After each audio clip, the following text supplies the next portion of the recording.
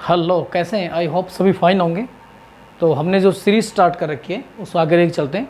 Class की बात करें, क्लास 6 चैप्टर थर्ड का एक पार्ट मैंने कल डाल दिया था, उससे अगला पार्ट ये part 2।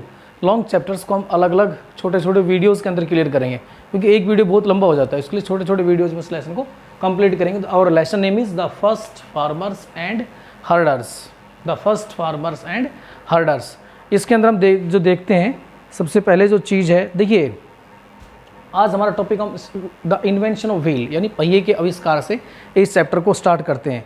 Wheel was a remarkable invention in the Neolithic age. नवपाषाण काल में जो पहिए का आविष्कार किया गया था, इस पहिए के आविष्कार ने जो मानव था उसके जीवन के अंदर एक रिवोल्यूशनरी क्रांतिकारी परिवर्तन ला दिया था, क्योंकि उनके जो हैवी काम्स थे वो नहीं कर पा सकते थे। लेकिन पहिए के आविष्कार से, on the invention of the wheel, पहिए के आविष्कार ने उनकी लाइफ के अंदर, उनके जीवन के अंदर एक बहुत बड़ा चेंजमेंट लाकर रख दिया था।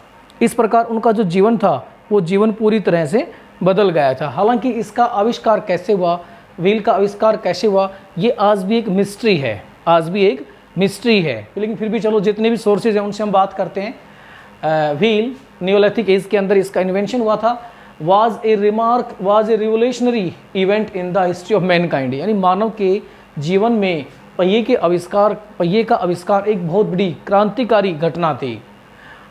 It was happened a long process, और जो इन्वेंशन ऑफ व्हील हुआ वो एकदम से नहीं हुआ था, वो एक लंबी प्रक्रिया थी, एक लंबा प्रोसेस था। उस लंबे प्रोसेस के धीरे धीरे चलते चलते एक पहिए का रूप इसने लिया था। Our ancestors placed logs of wood beneath heavy objects so that they could be moved easily, यानी हमारे जो एंसेस्टर्स थे, हमारे जो पूर्वज थे, वो क्या करते थे, ए logs of wood, लकड़ी का एक बहुत भारा लट्ठा, इस प्रकार जैसे ये लट्ठा होता है गोल, इस प्रकार लट्ठा हैवी ऑब्जेक्ट्स के नीचे रख दिया जाता था। ये जैसे मान लीजिए लकड़ी का लट्ठा है, इसको नीचे रख दिया, हैवी ऑब्जेक्ट्स जो होता भारी सामान होता है उसको ऊपर रख दिया, और फिर उस लॉग्स को खींचा जाता था, लट्ठा खींच लगता था।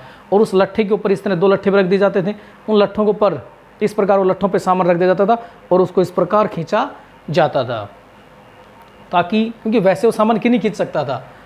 After that they developed sledge, लेकिन धीरे धीरे इन लट्ठों से उन्होंने एक गाड़ी को डेवलप किया। स्लेज होता है बिना टायरों की गाड़ी। धीरे धीरे उन्होंने गाड़ी को डेवलप किया। मे बी शोन, क्योंकि इंप्रूवमेंट की प्रक्रिया लगातार चल रही थी, may be shown they made further improvement to the design. उसके बाद ये जो गाड़ी डेवलप की थी उसके अंदर भी और कुछ इंप्रूवमेंट किया और कुछ सुधार किया। एंड इन्वेंटेड द कार्ट, और इस प्रकार एक ऐसी गाड़ी डेवलप की, स्लेज से एक ऐसी गाड़ी डेवलप की, विच यूज्ड ड्रॉन बाई एनिमल्स, यानी एक ऐसी गाड़ी को डेवलप किया जिस गाड़ी को खींचने के लिए पशु को आगे लगाया जाता था। यानी धीरे धीरे उन्होंने जो स्लेज बनाई जिसमें टायर वगैरह नहीं थे, उसके बाद धीरे धीरे डेवलप हुआ, उसके बाद उसमें धीरे धीरे टायर आए, फिर उसी गाड़ी के अंदर इंप्रूवमेंट कर कुछ इस तरह का सिस्टम किया गया कि एनिमल्स के द्वारा उस गाड़ी को खींचा जाने लगा होगा। और ये सब आप देखते भी, आज भी हमारे यहाँ आसपास गाड़ी आपको नजर आ जाती है, उसके अंदर पशु वगैरह होता है, मोस्टली कैमल्स वगैरह लगा होता है, वो उस गाड़ी को खींचता है। और इस प्रकार की प्रक्रिया के द्वारा उनके जीवन के अंदर बहुत अधिक परिवर्तन आ गया। तो इसका आप देख रहे हैं द वैल्यू ऑफ इन्वेंशन, कि कैसे इस व्हील ने उनके जीवन के अंदर रिवोल्यूशनरी चेंजमेंट लाई। नेक्स्ट इसके हम कुछ बेनिफिट्स की बात करें। Wheel made travelling easy from one place to another. इस व्हील के कारण ही जो उनकी यात्रा थी, क्योंकि गाड़ी हो गई, अब उनकी जो यात्रा थी लॉन्ग डिस्टेंसेस पर जो यात्रा करते थे, एक स्थान से दूसरे स्थान पर यात्रा करते थे, वो यात्रा करनी उनकी ईजी हो गई। सेकंड बात करें, heavy objects could be transported easily. अब सेकंड ये हुआ कि जो हैवी ऑब्जेक्ट्स थे, भारी भारी जो सामान होते थे, जिनको वो अपने द्वारा नहीं खींच सकते थे, उन भारी भारी ऑब्जेक्ट्स को वो अब गाड़ी के अंदर रखकर एक स्थान से दूसरे स्थान पर आसानी से ले जाने लग गए थे। Later human beings also used wheel for spinning of thread. बाद में जो पहिया हुआ, इस पहिए का उपयोग उन्होंने शिपनिंग ऑफ थ्रेड, अर्थात इसी पहिए का उपयोग शिपनिंग ऑफ थ्रेड यानी धागे काटने के लिए भी इसी का प्रयोग किया। शिपनिंग ऑफ थ्रेड अर्थात धागों को काटने के लिए भी इसका प्रयोग किया। Which in turn was used to make coarse cotton, और बाद में इन धागों से कोर्स कॉटन अर्थात मोटे प्रकार का जो कॉटन था, कपास थी, वो तैयार की जाती थी। तो इस प्रकार आपने देखा व्हील के इन्वेंशन से जो अर्ली मैन था उसकी लाइफ के अंदर कितना अधिक परिवर्तन आया। वो हैवी ऑब्जेक्ट्स को भी ले जाने लग गया, एक स्थान से दूसरे स्थान पर ट्रैवल भी करने लग गया और ट्रैवल उनका ईजी भी हो गया। तो इस इन्वेंशन ऑफ व्हील ने उनके जीवन के अंदर बहुत अधिक मात्रा में परिवर्तन लाकर रख दिए थे, उनकी लाइफ को ईजी बनाकर रख दिया था। पोट्री की हम बात करें, पोट्री का मीनिंग होता है मिट्टी के बर्तन। मिट्टी के बर्तन, अरे आपने मिट्टी के बर्तन देखे होंगे अपने घर में, पानी पीने का मटका होता है और पहले घर के अंदर हांडी भी होती थी, जिसको हम हांडी भी होती थी, मटका भी होता है, ये सब चीज़ें। तो पोट्री होता है मिट्टी के बर्तन, मिट्टी के बर्तन। तो विद द एग्रीकल्चर एक्सपेंशन, यानी जैसे जैसे खेती का डेवलपमेंट हुआ, खेती का डेवलपमेंट होने के बाद में अब बहुत अधिक मात्रा में फूड ग्रेन्स का प्रोडक्शन स्टार्ट हो गया। उस फूड ग्रेन के प्रोडक्शन को स्टोर करने के लिए, क्योंकि उस समय कुछ चीज़ें होती नहीं थी, आज तो फिर भी पक्के मकान है, टंकियाँ वगैरह ऐसे सिस्टम है, लेकिन उस समय ऐसा कुछ नहीं होता था। अर्ली ह्यूमन्स नीड्स पोट्स, जो अर्ली ह्यूमन्स थे अर्थात प्रारंभिक जो मनुष्य थे, उनको किसकी आवश्यकता है? पोट्स, यानी मिट्टी के बर्तनों की आवश्यकता हुई। सो दैट ताकि they could store the food grains, ताकि उन बर्तनों के अंदर वो जो अनाज उनको मिला है उस अनाज को वो स्टोर कर सकें। दे ऑल्सो नीडिड पॉट्स, इसके अलावा यानी अनाज को रखने के लिए भी उन्हें एक मटके की आवश्यकता होती है। इसके अलावा अन्य जो क्रियाकलाप थे उनकी बात करें, for drinking, eating and cooking, अर्थात खाना खाने के लिए भी, पानी पीने के लिए भी और भोजन को पकाने के लिए भी उन्हें पॉट्स की, मिट्टी के बर्तनों की आवश्यकता होती थी। यानी उस समय मिट्टी के बर्तनों से ही सारा क्रियाकलाप किया जाता था और यही कारण था कि लोग हेल्दी रहते थे, बीमार नहीं होते थे, मिट्टी की बनी हुई बिल्कुल प्रकृति की चीज़ों का उपयोग करते थे और प्रकृति की चीज़ों का उपयोग करने के कारण ही उनकी लाइफ अच्छी थी, वो हेल्दी थे। आजकल की तरह नहीं, बिल्कुल धातु के जो बर्तन यूज़ कर रहे हैं ये तो एक प्रकार से बीमारी का घर है। पहले सारे ये पोट्स जो थे, मिट्टी के बने हुए पोट्स, उनका प्रयोग करते थे और बिल्कुल सिंपल लाइफ जीते थे। तो कुकिंग, ड्रिंकिंग एंड ईटिंग के लिए वो इन पोट्स का प्रयोग करते थे। Pottery was invented during this period, इसी दौरान पोट्री का मतलब होता है मिट्टी के बर्तन बनाने की कला। तो during this time pottery was developed, यानी उसी समय ये मिट्टी के बर्तन बनाने की कला का डेवलपमेंट हुआ था। नियोलिथिक एंसेस्टर्स का मतलब होता है पूर्वज, डेवलप्ड हैंडमेड क्ले पोट्री, यानी जो हमारे पूर्वज थे वो प्रारंभिक अवस्था में अपने हाथ से मिट्टी के बर्तन बनाते थे, अपने हाथ से मिट्टी के बर्तन बनाते थे। एंड बेक्ड इन फायर, मिट्टी के बर्तन बनाए और उन मिट्टी के बर्तन को बनाकर जो फायर थी, आग थी, उसके अंदर उनको पकाया जाता था, फिर वो मिट्टी के बर्तन अच्छी तरह से पक जाते थे। इस प्रकार बनाए जाते थे। लेटर लेकिन धीरे धीरे इसके अंदर भी चेंजमेंट आया। लेटर बाद में दे यूज्ड पोटर व्हील्स, आपने देखा होगा गांव के अंदर पहले, अब तो फिर भी बहुत कम इसका प्रयोग कम हो गया। जो गांव के अंदर जो कुम्हार वगैरह होता था वो ऐसे रखता था मिट्टी को और ऐसे उसको घुमाता था, ऐसे रखकर उसको ऐसे घुमाता था और ऐसे बिल्कुल मिट्टी के बर्तन इस तरह तैयार करता था। मैंने भी बचपन में बहुत सारे देखे।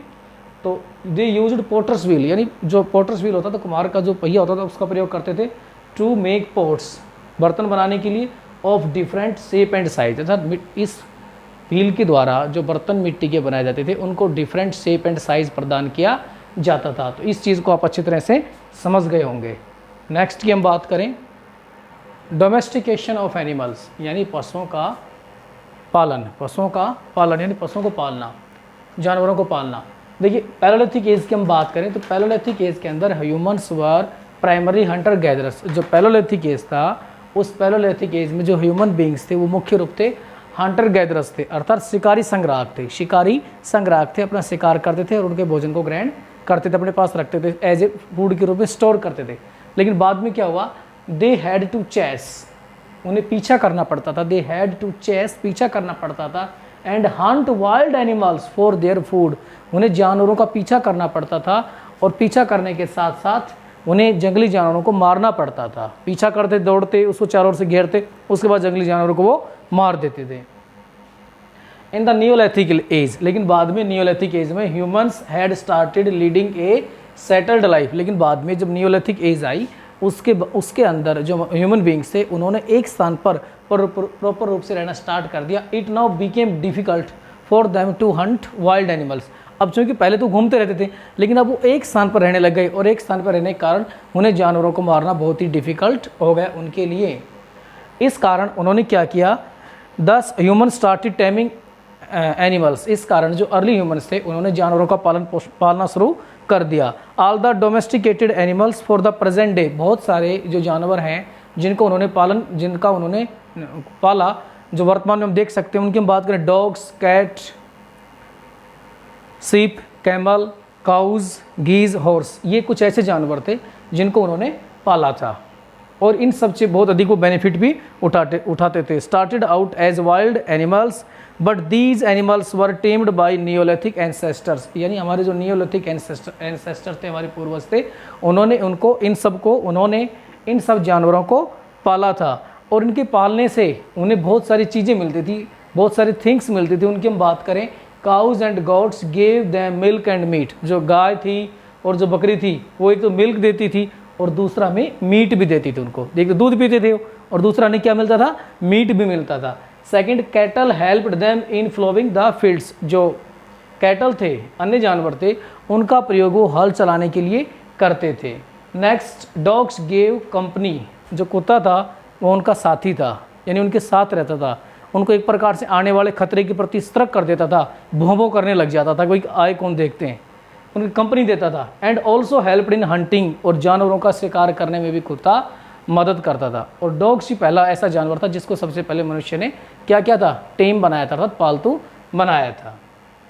बाद की हम बात करें, domestication of animals provided them, अब पशुओं को पालने से अर्ली ह्यूमन बींग्स को क्या मिला, एक तो उनको सिक्योरिटी मिल गई, वो जानवर थे उनको सिक्योरिटी देने लग गए, जैसे डॉग्स हो गया, सिक्योरिटी देने लग गए। फूड के रूप में मैंने अभी बताया, उनको मिल्क भी मिलने लग गया, मिल्क और मीट मिलने लग गया। एंड ट्रांसपोर्ट, और कुछ जानवरों को ट्रांसपोर्ट के रूप में उपयोग करने लग गए।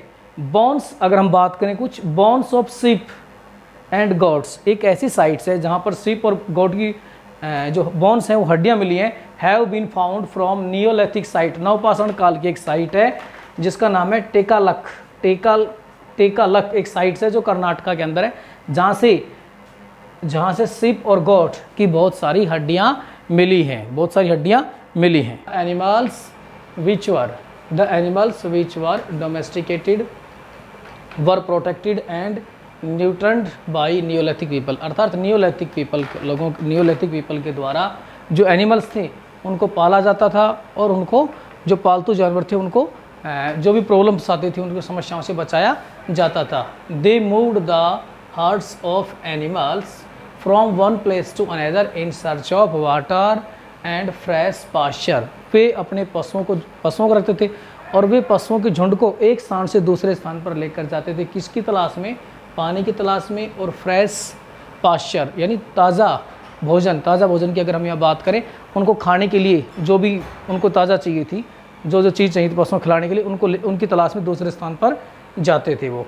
Early humans beings became herders, इस प्रकार जो प्रारंभिक जो मनुष्य थे वो क्या बन गए थे, चरवाहा बन गए थे। चरवाहा मतलब पशुओं को चराने वाले बन गए थे। Next, according to archaeologist evidence, archaeologist जो एविडेंस हैं उनसे हमें पता लगता है, मेहरगढ़ साइट से हमें पता लगता है कि मेहरगढ़ साइट हमें ये बताती है कि सर्वप्रथम cattle sheep and goat were the earliest domesticated animals, यानी मेहरगढ़ साइट से हमें ये पता लगता है सबसे पहले कैटल शिप और गोट को ही पालतू बनाया गया था। ये हमें जानकारी कहाँ से मिलती है, मेहरगढ़ जो साइट है उससे हमें जानकारी मिलती है। ये इस चैप्टर का पार्ट 2 था। इस चैप्टर का पार्ट 3 लेकर हम जल्दी हाजिर होंगे। ओके।